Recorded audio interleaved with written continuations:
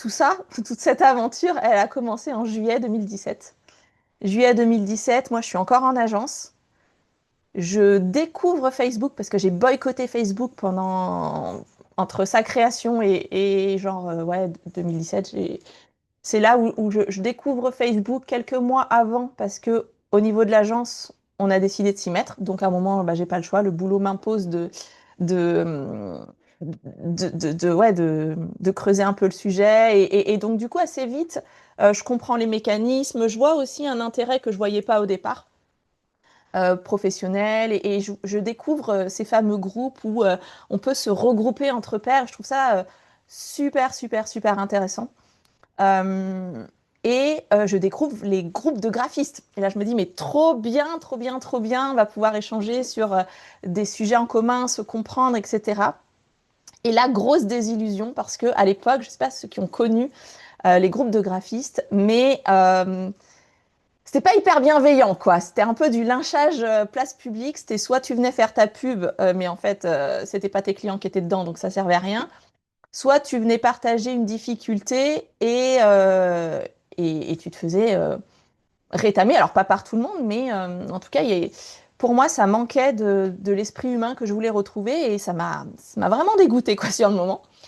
Et du coup, je me suis dit, ben, en fait, c'est pas grave, je vais créer mon groupe. Et tant pis si je suis toute seule, parce que vraiment, à l'époque, je me rappelle que je me disais, mais je vais être toute seule dans ce groupe, mais c'est pas grave. Et en fait, eh ben, bizarrement, on a commencé à être plus que un, plus que un, dont certaines parmi vous qui nous ont rejoints vraiment dès le début. Et c'est chouette d'ailleurs de voir que tout ce temps après, ben, on est toujours en lien, toujours en contact et que ça vaut le coup, quoi. Donc voilà, j'ai créé ce groupe avec pas beaucoup d'ambition, on va dire, mais juste une envie profonde de créer autre chose par rapport à ce que moi j'avais trouvé.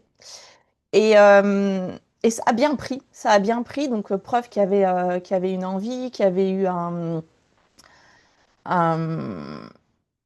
enfin ouais, un intérêt, un besoin.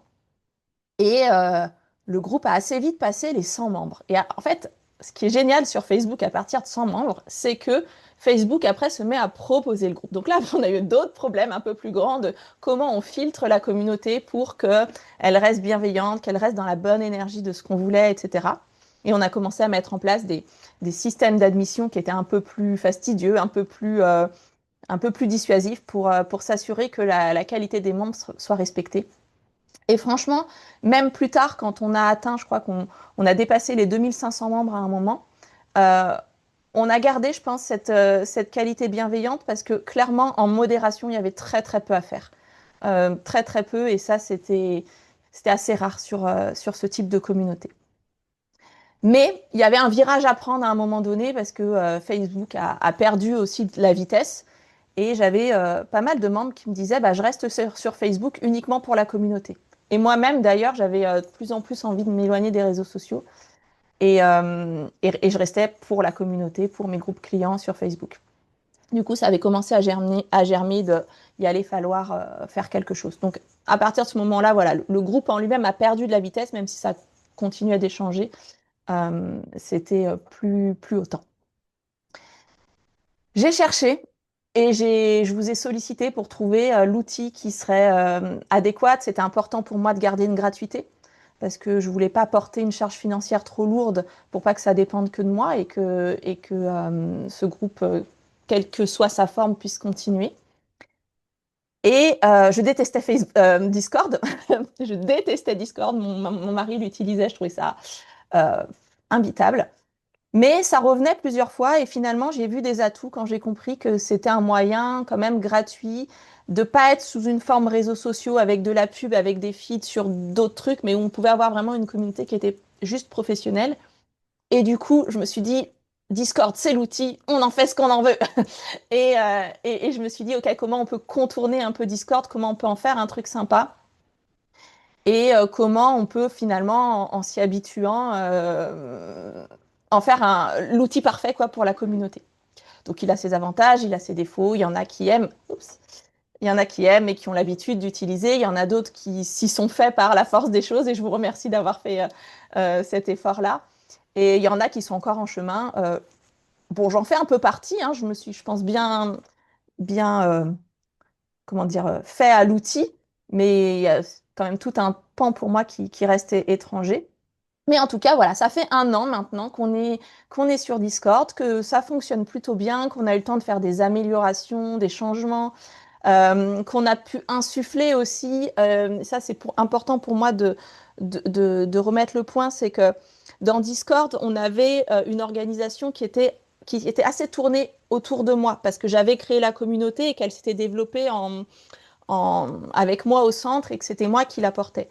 Et l'idée, en faisant cette transition sur Discord, c'est de créer plutôt une communauté en réseau.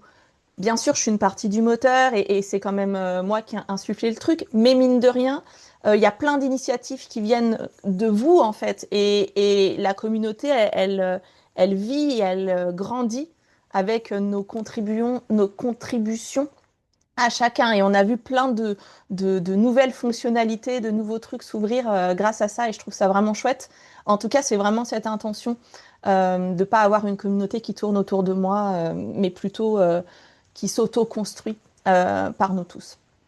Voilà un peu pour le pourquoi et comment on en est arrivé là et pourquoi on est sur Discord aujourd'hui et pourquoi c'est peut-être pas l'outil parfait, mais que bah, il a le mérite pour l'instant de remplir ces fonctions-là en gardant la gratuité, pas de pub et de nous permettre quand même plusieurs types de communication.